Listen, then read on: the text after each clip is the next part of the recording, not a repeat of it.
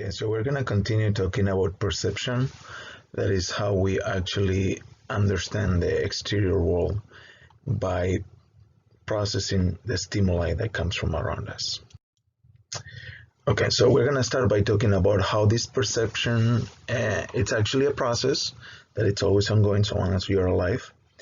And it's going to have three stages that are distinct to it. So what we're going to do is we're going to cover each of these three stages. Now, what we've been discussing so far is the part that corresponds to the sensing, right?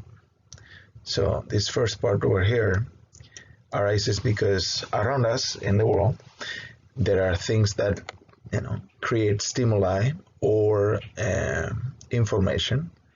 And we have certain sensors in our body that enable us to capture some of that information. Particularly, we have our senses, right? So we have some receptors that enable us to capture this stimuli, or at least have a chance of capturing the stimuli. Now, the perceptual process, which I'm going to put here in blue, right? It's what happens right here. First, you have sensing. Then you have perception. Now, perception is going to have those three stages I was alluding to, right? You're going to have exposure, right? And we're going to see how not every stimuli is actually going to be noticed, right? Or actually, better than noticed, it's not going to be able to be detected by our system, okay? Also, you are not going to pay attention to every stimuli that is detected by your systems, right? Even if you're exposed to it, you might not pay attention to it.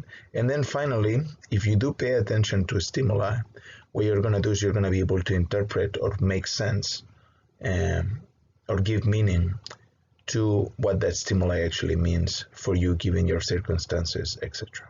Okay, so we're going to discuss this three-stage process right now. And we're going to start with exposure. Now, the first thing that needs to be very clear is that we have certain physical or biological limitations, right? So the science that discusses how we basically integrate this knowledge from the rest of the world internally is called psychophysics, okay? And one of the things that is discussed in this literature that it's useful for us is this idea of a sensory threshold. So what this means is that not every stimuli that actually hits our physical body is actually going to be registered by our senses. Now, a concept associated with this idea of a threshold, right? So there is a minimum level of noise, for example, that we will not be able to register. You can see how this actually changes over time, right? If you have a grandpa or grandma, you will notice how they have a hard time hearing maybe sounds that they are crystal clear to you, so they don't even know the sound is there, right? So it doesn't cross this threshold, so because of that, they just don't get exposed to it, right? Associated with this concept of sensory threshold is this idea of absolute threshold, and that is the minimum stimuli that can actually be detected by our senses. Okay. An example of this that applies to everybody, not just to grandma and grandpa, will be the fact that, for example, our human eye, it's limited in the wavelengths of light that it can actually detect, right? In particular, we are not able, for example, to identify or detect ultraviolet light. So if you're exposed to ultraviolet light, you just don't notice, right? So not every wavelength of light can actually be captured by our senses, in this case, your eyes. Okay, and the same thing happens with touch, with smell, etc. Right? So there is a minimum threshold that needs to be crossed before we get exposure to the stimuli, right? To the outside world, something happening, right? Not only that, but there is a minimum amount of stimuli that needs to happen for us to notice a change, and we call that a differential threshold. Right? So, for example, if you're listening to music, right, and you have your headphones on, what might happen is that for whatever reason, for example, I can tell you my phone does this to me, right? And I find sometimes annoying, sometimes I don't notice. The phone will have a maximum amount of volume that it will enable you to listen to with the headphones, right? And you need to explicitly tell the phone, yes, I know this is potentially harmful and I want to listen louder, right? In fact, for whatever reason, at least my phone, I don't know if you guys have had experience with this, it has this pesky feature that even though you've already told the phone that you want to listen louder, over time it will default to removing some of that sound level because it's still worried about your hearing. I guess I have a nice phone, right? But half of the time that it does this, I can't even tell that it's actually curtailing or limiting the sound because I'm only listening 1 or 2 levels higher than what it considers to be the maximum. So because of that, I cannot tell the difference between one and the other. And the only reason why I can tell later is because when I try to browse through my music, I have a message there that I have not agreed to saying that, hey, be careful, you shouldn't listen so loud, right? So there is physical evidence in the phone that it did actually limit the volume, but I couldn't tell. And the reason why I couldn't tell is because those two sound levels are so close together that for me, it did not cross the differential threshold. And because of that, I didn't notice that the phone actually cut some of the volume, right? So it lowered the volume, but only was 1 or 2 steps. And because of that, I didn't even notice that it happened until later on when I actually saw on the screen that it did happen indeed, right? An idea associated with that is this idea of JND, right? This acronym stands for Just Noticeable Differences, right? And by the way, this vary by individual conditions, etc. So there is no absolute, oh, this is the minimum necessary difference that people are going to notice. But, you know, there are some guidelines, right? So you can actually use this information, for example, for marketing purposes if you don't want people to notice something, or if you want people to notice something. It really depends. It works both ways, right? So this threshold is going to give you an idea about what people are going to notice and what not.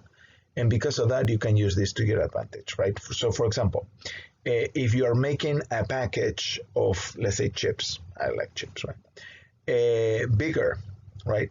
You want to make it bigger in a way that people notice. So you will see this oftentimes, people will say, oh, bigger size, 40% bigger, whatever, right? And the reason why they are doing this is because most people, when they actually grab the package, if it's only 20 or 10% bigger, you might not notice that indeed is bigger, okay? Because of the way we register stimuli, right? So sometimes because of this, you might have to do extra work in the case of the package of chips where you're trying for people to notice this difference because you're providing more product. So, you know, you want people to know about this. On the other hand, you can use it the other way around too, right?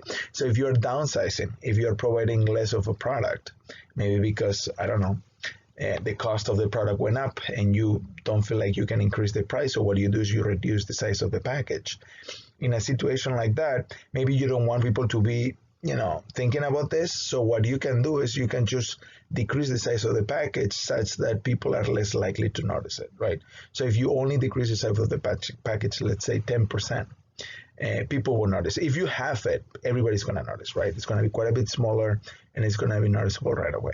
But there is a minimum amount of stimuli that it's actually going to get noticed. And this can be used to their advantage or disadvantage. And if it's to your disadvantage, you want to come up with strategies that are going to help you improve your chances of people being happy with your product, right? Another thing associated with this is this idea that the way we notice change, it's not linear, right? We think about everything being linear. So if you increase my pay by $10, right, I'm going to notice regardless. And that's really not true, right? And you can see this right away, right? If you're making $10,000 a month, for example, right? If you increase my pay by $10, I might not even notice that. Whereas on the other hand, if I'm making $100, if you increase my pay by $10, I'm going to notice right away. So what this means is that basically for us to notice some change, the initial stimulus, the strength of the stimulus matters. So if the initial stimulus is very strong, like if there is a very strong smell from the product, for example, or at the store, or if the volume is really loud of some music, for example, for us to notice a change in volume, right, that change needs to be more dramatic than if, you know, the original stimulus, or the original music in this case, is not as loud, right? So, and this phenomenon, it's known as Weber's law. And this applies to all sort of things, but in particular to the way we actually sense information for the world.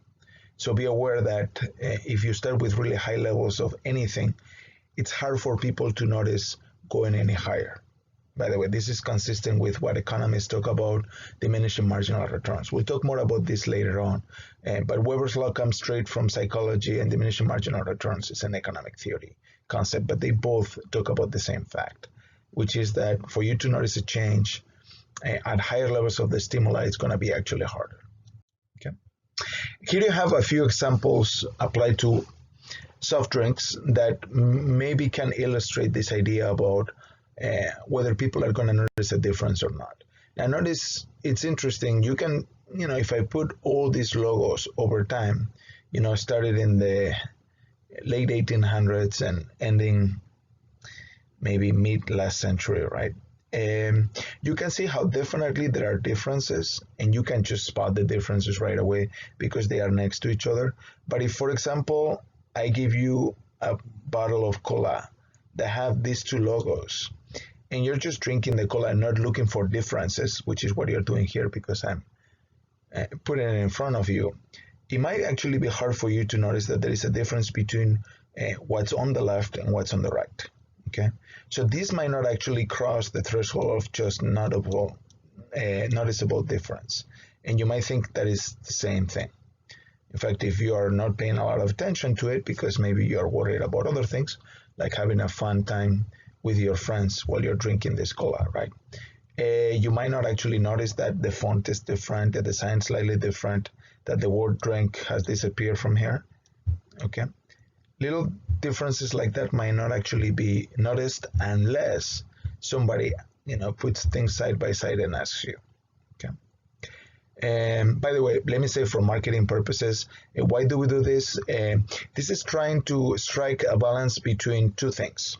Okay, one is familiarity, right? I mean, if you're building a brand and you've been doing that for, let's say, 100+ years, like in the case of Pepsi, you want to make sure that people still find your brand familiar. So you don't want to change dramatically the name of the company. Notice how it was changed from Pepsi Cola to just Pepsi, right? But that's not a dramatic change, right? You're making it shorter, maybe easier to remember, etc., right? And the same thing with the logo, right? You want to maintain familiarity. So because of that, there are some elements that, as you can see, have gone from one step to the next. There is more dramatic change maybe over here, but even that is not that dramatic if you look at what is inside of the cup, right? And then the second aspect that you can see over here, on top of familiarity, is that you're trying to keep it fresh. What is fresh? It's something that is slightly different, or at least different, right? And if you don't change your design, what happens over time is that people ignore it. We're going to see that later when we talk about adaptation, right?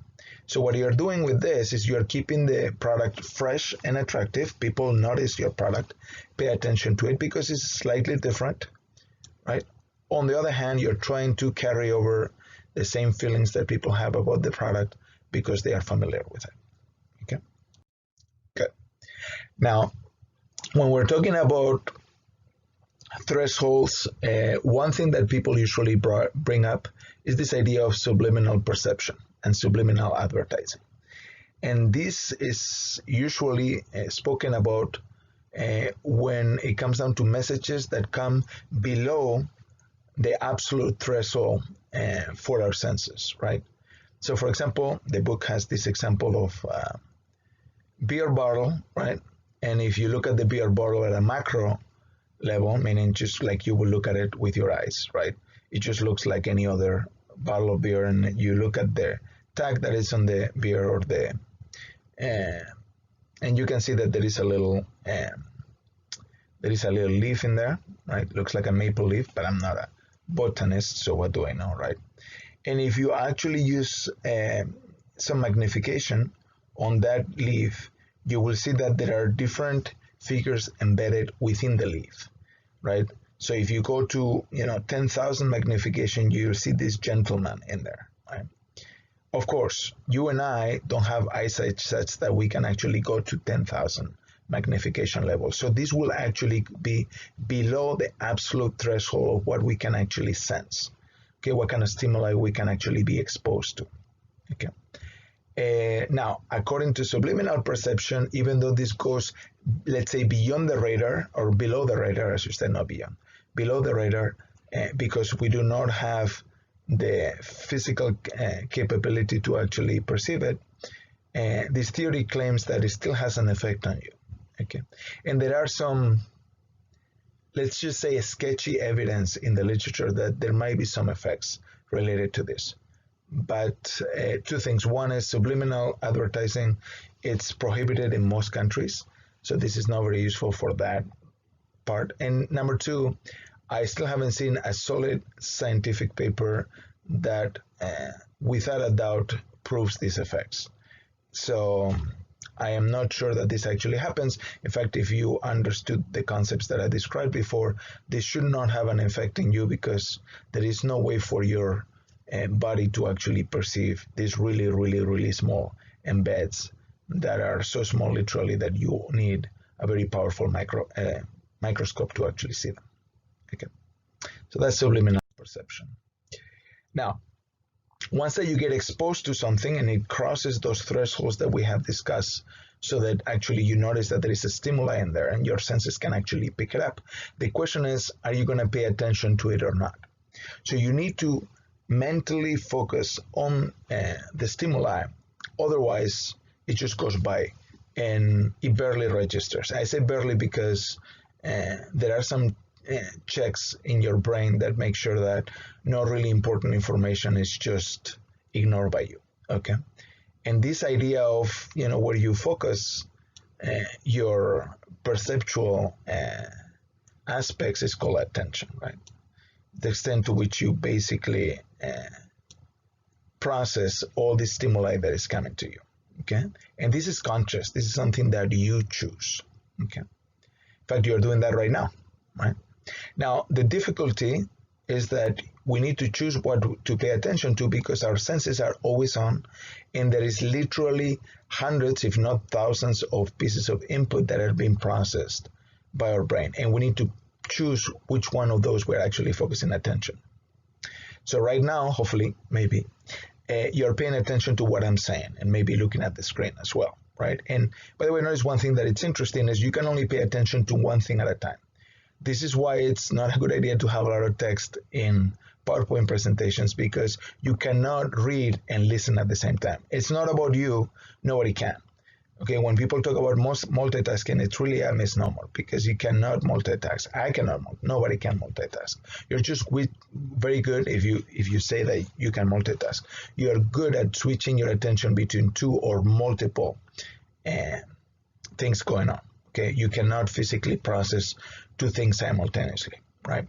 So what you need to do is you need to choose where, right? And this is critical. That means that for us, given that we are getting exposed to literally thousands of marketing messages, we're getting bombarded with every day, you know, whether it's in your phone, when you're driving down, when you're watching a movie like we were talking about, anytime you eat breakfast and you put a box of cereal on the table, right? That box of cereal is looking at you, and that's literally an ad for the company and for the particular brand you're eating, right? So we have this overload of sensory input, and because of that, advertisers are realizing that, and companies are realizing that if you want to do a good job from a marketing perspective, you need to be able to cut through all the clutter, all the noise, right? You need to be able to somehow make sure that people pay attention to whatever you're doing, right? And so now we're going to talk a little bit about how you can do that. Okay, so how does our attention get focused? Well, there are a number of factors that impact how attention is focused. We're going to talk about at least two different types of factors. One are going to be personal factors, and others are going to be factors about the stimuli. Okay, so it's either about you or it's about the stimuli that is coming to you. Okay, I'm going to discuss a little bit about the different characteristics of the individual or the consumer, and also of the stimuli. Okay. The first factor is experience. So what's going to happen is as you are exposed to stimuli, whatever stimuli it is, anything that can be picked up by your senses and it crosses that minimum threshold, right? Your experience is going to dictate oftentimes what you pay attention to and what not, right? So the more stimuli of a certain type that you have gathered, the more likely you are to basically not pay attention to it because your experience has grown, you know what's going on, right? This happens, for example, with loud noises, right? People that are used to being around loud noises, they are less likely to be paying attention to them. The same thing happens, for example, with smells, right? When there is a strong smell in the room, you walk in the room, you really notice it, but over time, what's going to happen is you're going to start ignoring it. Eventually, it will attenuate. We'll talk about that in the adaptation section in a minute. Okay. And what we're going to do is we're going to use perceptual filters. This is just a mechanism that our brain has built so that we can stay sane and make good decisions. What do I mean by this? When there is so many stimuli coming at you, where you focus your attention is going to be important because your decisions are going to be dependent on this. So what we're going to do is we're going to have certain filters that are going to basically eliminate information and enable us to focus on the pieces that we think, whether it's true or not, we think are most important, right? The first one is going to be perceptual vigilance, right? This is going to be a set of filters that is going to basically focus our attention on things that are related to the goal that we have at the moment, okay? So this, for example, happens when you're hungry, right? You're hungry, what happens? Suddenly, your sense of smell becomes more acute, right? You can smell things better, especially if it smells like pizza. If you like pizza, I like pizza, I don't know. It's just me, right? So you are more vigilant in that state, right? And because of that, any piece of information, in this case, any stimuli that comes your way that is going to be related to that state or goal that you have, in this case, I'm trying to find some food because maybe I'm hungry. And in that situation, I'm going to be paying attention to that stimuli, right? So I have kind of like a heightened state of vigilance, right? That's one type of filter. The other type of filter is called perceptual defense. And this is essentially changing the stimuli to make it less threatening to us, right? So people tend to see what they want to see. In fact, you can see that in politics nowadays a lot, right? If you listen to the same news piece in two different channels, you'll get a very different read on the same facts, right? And this is perceptual defense because we want to maintain the concept that we have about the world and who we are and what's going on, etc. Right? We don't want that to be disrupted too drastically. Right? So we tend to basically downplay negative things about brands that we like, and hype up things that are positive about brands that we care for. Right? Good. And then finally, a very interesting phenomenon happens, which is called adaptation, and I'm going to talk a little bit more in detail on that in the following slide. What is adaptation? Adaptation is a process that happens usually over time that basically limits the amount of stimuli that actually comes your way or it gets processed by your brain as a consumer. Okay, and this idea of adaptation, or also known as habituation, can happen because of different factors. Okay, the first reason why you tend to adapt to a stimuli and you essentially disregard it or process it less or pay less attention to it is the intensity of the stimulus, right? So the reason why this happens is because once that you have had certain level of stimuli, it really requires quite a bit more stimuli for you to notice it. Remember, this is related to Weber's law, like we were talking about before. And what essentially happens is something that I was describing before is when you come into a room where there's a very strong smell of pizza, for example, what's going to happen is for the first few minutes that you're in that room, you're really going to notice that smell. But over time, you're going to adapt to it. And you're going to stop paying attention to that, and your brain is going to start processing other stimuli, even though that pizza smell is still in the air, right? But the information that it conveys, it has already been processed by your brain, the meaning established, we'll talk about that in a minute, and because of that, now you're moving into other things. And it will require a dramatic change in the intensity of that smell for us to notice it again, right? The way that will happen, for example, is you leave the room, wait 20 minutes, come back again, right? And now suddenly you notice the pizza smell again, something that you have stopped noticing, right? That stop noticing the smell is called adaptation, okay? Adaptation. By the way, this is a physiological effect, and the same thing happens with other things, like drugs, for example. Alcohol, it's a good example of that. If you usually drink every day, let's say 2 or 3 beers, what's going to happen is those 2 or 3 beers are not going to have much an effect on you. And the reason why is because you're going to adapt to that effect. Whereas people like me who don't drink much at all, if I have half a beer, I sure can tell. Let's put it like that, right? So intensity, okay? And intensity is going to vary following Weber's law. Then you have discrimination. Another reason why we adapt is when a stimuli is really simple, we tend to not pay much attention to it, okay? So if there is just a noise, right? If it's a very simple sound, we're going to tend to disregard it. Where if it's more complex, like music, for example, we're more likely to follow the pattern and try to investigate or understand and focus our attention towards it, okay? So more complex stimuli tend to, take longer for us to adapt to, whereas stimuli that is simple,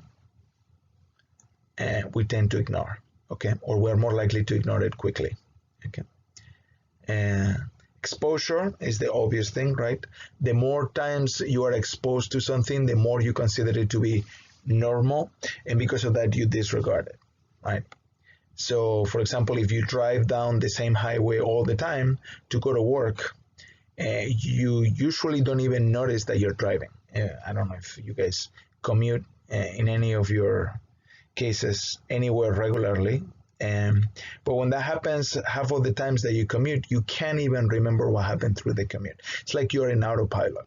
And the reason why is because basically you know the route so well that you're doing other tasks while you're actually driving. Think about driving. Driving is a complex task, right? So you're doing this because at this point, all the stimuli that is coming to you, except the car that is braking really fast right ahead of you, it's almost disregarded by your brain, right? Because you know exactly what's going to happen. You know what turns you need to take.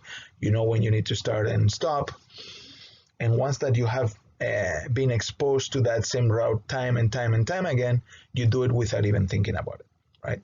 The same thing happens with consumers and products, okay? If you've seen a commercial for a brand over and over and over again, next time that it shows on the screen, you disregard it, right? If you change the commercial and it's new, then you are less likely to disregard it because you have not been exposed to it in the past. This is what you will see to avoid the adaptation caused by exposure, how most companies, what they will do is when they have a ad campaign, they have multiple copies of the ad that are maybe slightly different, but they have kind of the same message to make sure that you don't adapt to the ad really quickly, and hopefully that way it has more of an effect, okay? Otherwise, you'll tend to ignore it after you see it a couple of times. And by a couple, it depends. Some people, they will ignore it right away. Other people, this adaptation process will take longer.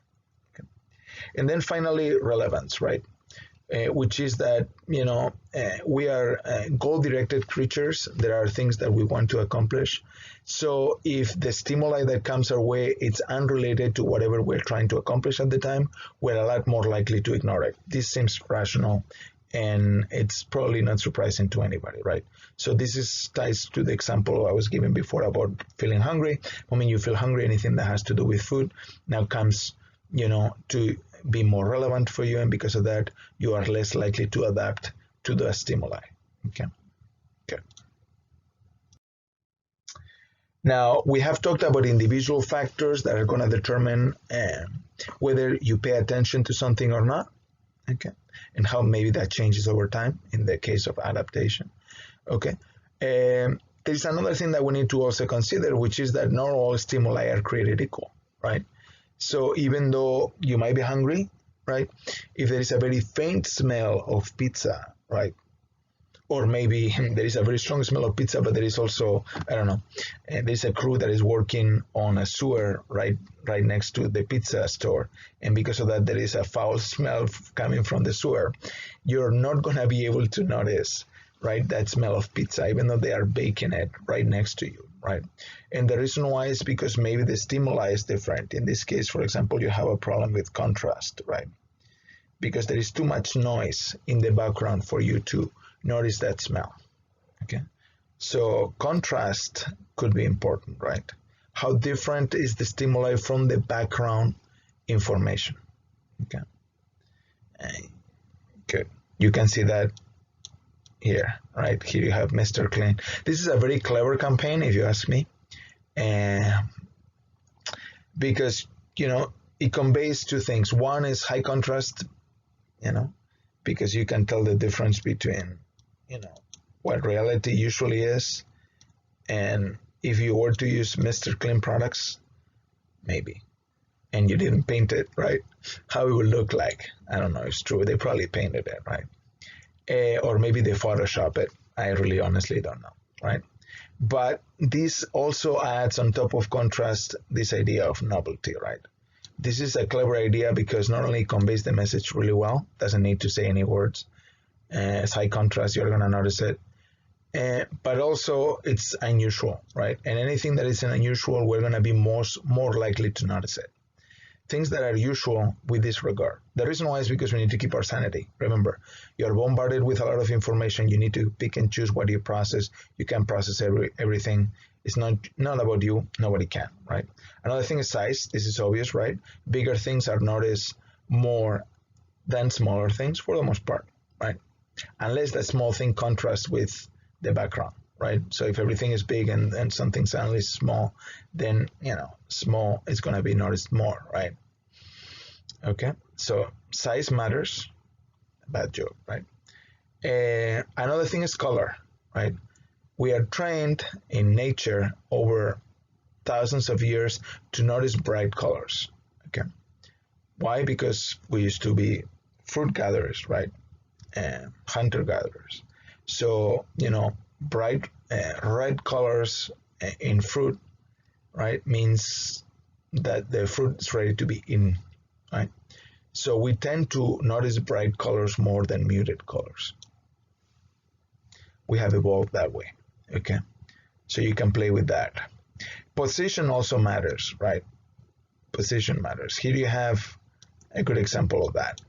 And this actually achieves it by, you know, being in a prominent position. This isn't a billboard that uses a car, a physical car, I mean, in this case, from the BMW group, by the way, and that it's hanging from the billboard, right? So what this does is a couple of things. One is, you know, the position, it's going to be noticed, right? Because usually you don't see cars in billboards, right? So, you know, the position is gonna, you know, draw your attention. Also, to be fair, this has the novelty aspect to it, right? It makes it even more noticeable, right? All these stimulus characteristics can make you more likely to pay attention to the stimulus. So you should actually consider playing with them when you're trying to convey a message to your customers. Now, we're talking about the online environment. One thing that you should be aware of when you're designing maybe a website, right? If that's what you're doing in your company, is that people don't equally pay attention to everything that is displayed in the page. Okay, there is this idea of the golden triangle. By the way, can't see that color. Let's try a different color. Okay, golden triangle, right? Which is that didn't work very well. I don't know why the computer doesn't like me to make a triangle, but you see it over here in yellow and red. We pay attention to things that are in the top left corner of the website. Does this make sense? Yeah, it makes tons of sense, at least in the Western world. Why? Because this is how we read, right? How do you read? You start from the top of the page and you start from left to right. And what's going to happen is over time you start reading and then you're just going to, you know, if it's not relevant to you, stop paying attention. By the way, this information is gathered by tracking eyeballs, right? So what we do is we use cameras to see where people are looking in the page. And this is a very consistent finding, which is that if you're trying to get attention from anybody in a website, this is the area where you should have the relevant information. So you can hide the content at the bottom if you want to make your website useful. Good. So we've talked about exposure, we've talked about attention, and now the third stage in the perceptual process is interpretation. So interpretation is basically once that, that stimuli has crossed the threshold that enables us to detect it, and that we have decided to pay attention to that stimuli. Now what we need to do is make sense of it, okay? And make sense meaning assigning a certain meaning to the stimuli. What does it mean for us, okay? Now, if you quickly look at this picture in the middle of the screen, if you don't read it, you just quickly glance over it, you will see the word kitchen in it. The reason why you will see that is because our brain has these schemas on it where we basically assign information to tags, right? So over time, we have built this knowledge base in our brain, and when we see a certain pattern, we're going to try to quickly assign it to one of these categories that we have already established. And what happens in this case, even though the word is 100% misspelled, this is the way maybe I will spell kitchen, but that's because I'm from Spain and I don't know enough English, right? But if you spell it like that, obviously this is not kitchen at all, right? It says something more to the kin of Titzen or something like that, right? I can't pronounce this. But 9 out of 10 people will see kitchen in here.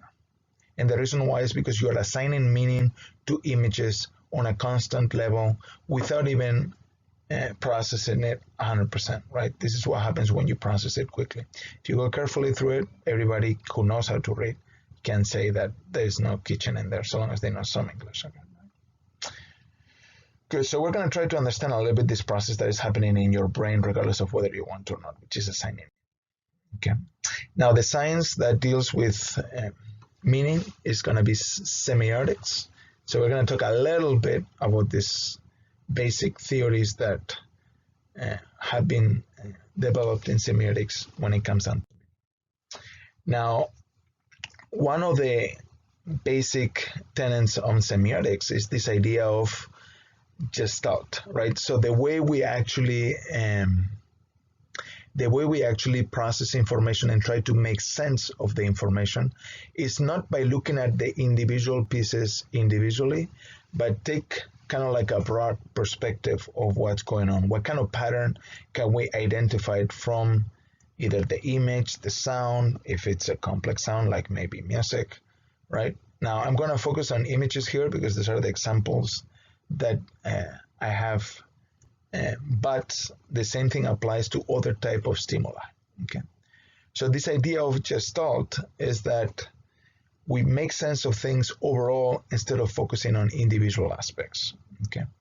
And there are certain principles that will tend to make us behave like this gestalt, okay? The first one is closure, okay? Now, what does closure mean? Closure means when there is not certain piece of information in the stimuli, we just put it in there because it's what we're used to, okay? You can see that, for example, here with this square. Oh, I call it square, but it's really technically not a square. Why? Because it's missing this little portion right here, okay? It's missing this portion right here. But what your brain does, because you've seen so many squares in your life, and because you have a category in your brain called square that is abstract and it can easily be, assigned or not assigned to a stimuli, is you just close this line and you call it a square, right? Even though it's not, right? This effect is called closure. By the way, this happens with everything. It doesn't just happen with images. So let me give you an example that is not an image. Imagine that I give you a description of a new smartphone, right? So I tell you how many gigs of RAM it has. Let's say it has 16 gigs of RAM. And it has a 4-core whatever chip. I don't know anything about chips in smartphones, so you can see, right? And it has a 4K resolution screen and 4K resolution camera, or maybe 8K. Let's go 8K because who wants 4 if you can have 8, right? And it has all these really top of the line specs, right? So I give you this description, but I omit the price, right? I don't put it in the description. What people are going to do automatically is they are going to assign a price to that object, even though the price is missing for the description. And that's going to be based in this case, obviously, in the only thing they know about the smartphone, which is the set of specs, right? So what you're going to do is you're going to close the square, right? And in this case, what you are adding instead of a little part to the line is the price. And notice what you're going to do, most people do, 99% of the people do, is they're going to assume that that top of the line spec phone, if they know anything about specs, it's going to be expensive. So you're going to assume maybe it's $1,000 or $1,200 or whatever it is, right? And so what you're doing is you're using this closure effect to generalize some meaning based on what you actually observe, which is the stimuli, which is just the description that has no price on it. Okay, so this is something that you need to be careful with and try to understand when you're, for example, putting together a commercial, right? Good.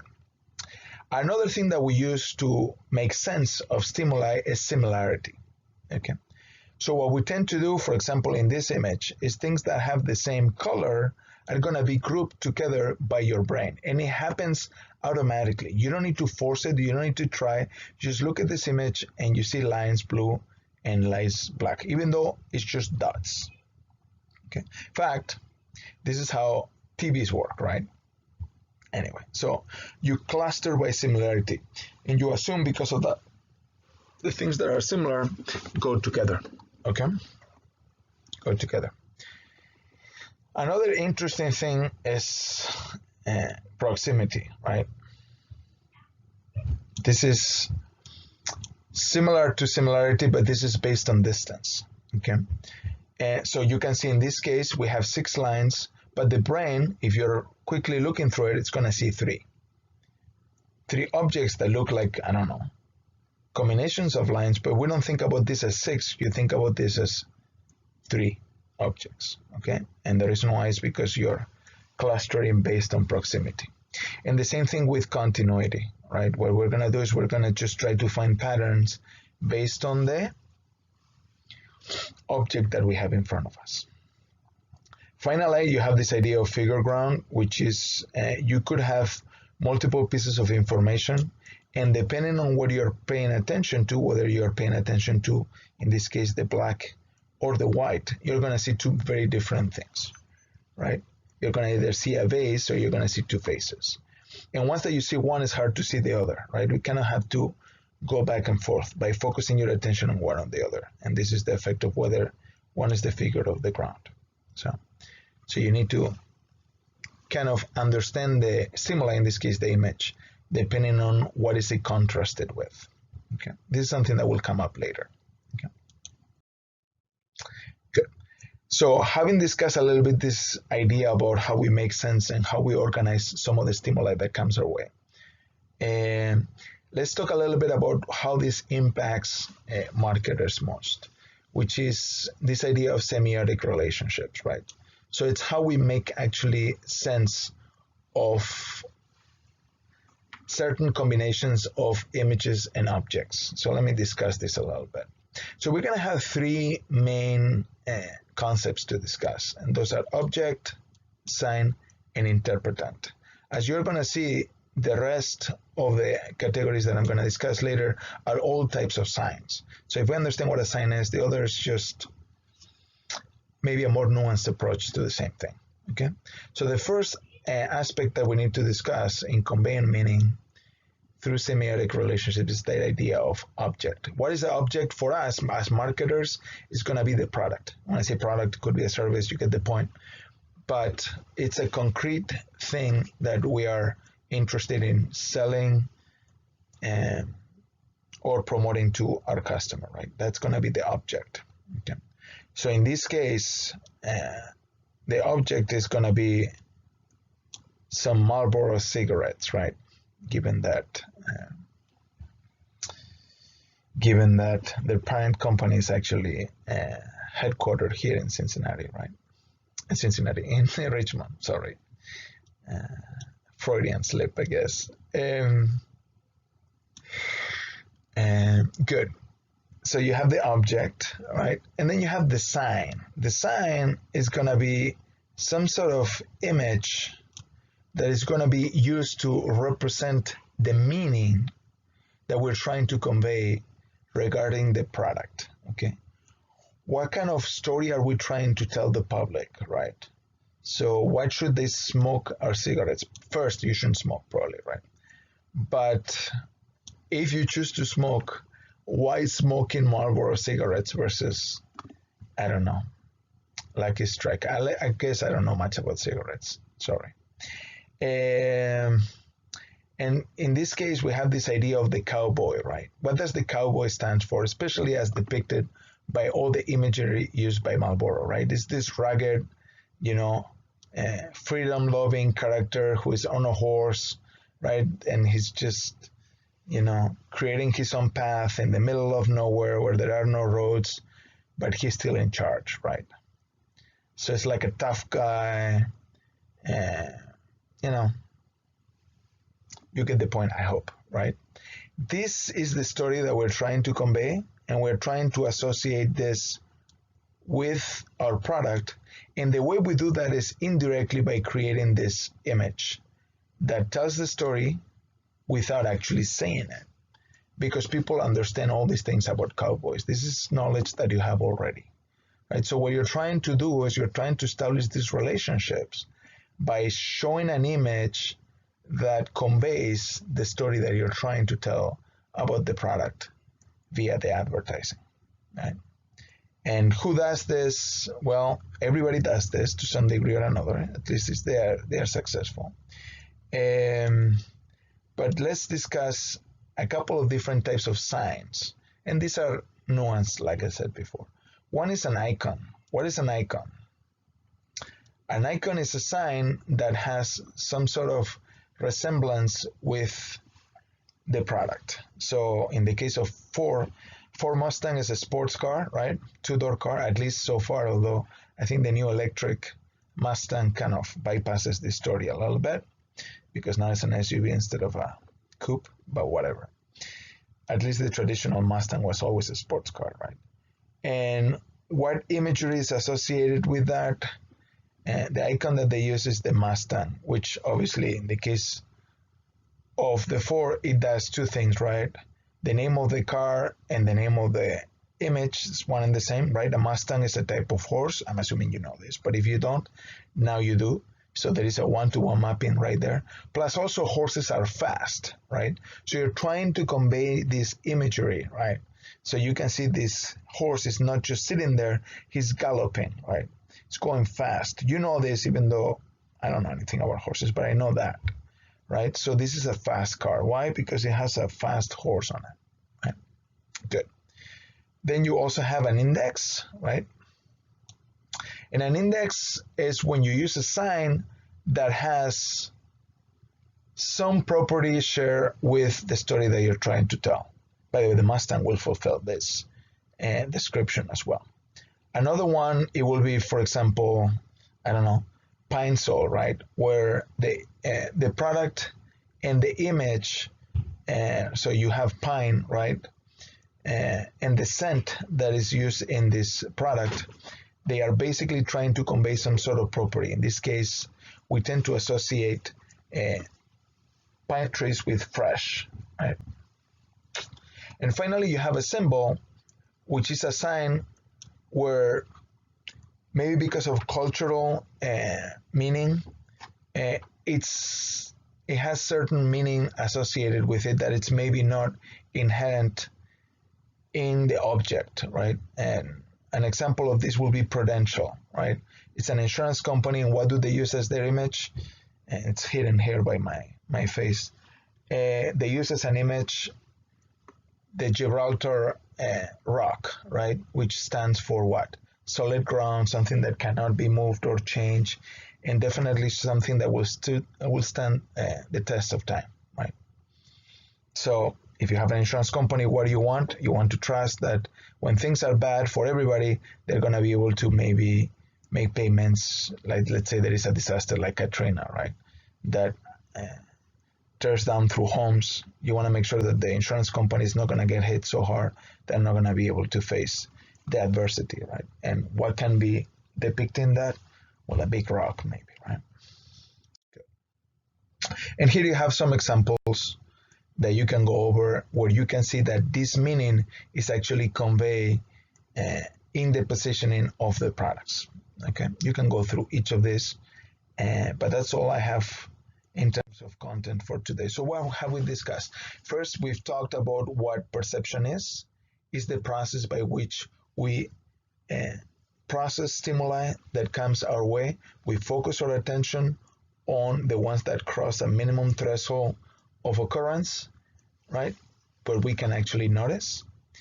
And then once that we pay attention, we try to provide some meaning to them, right? So it's a three-stage process, okay?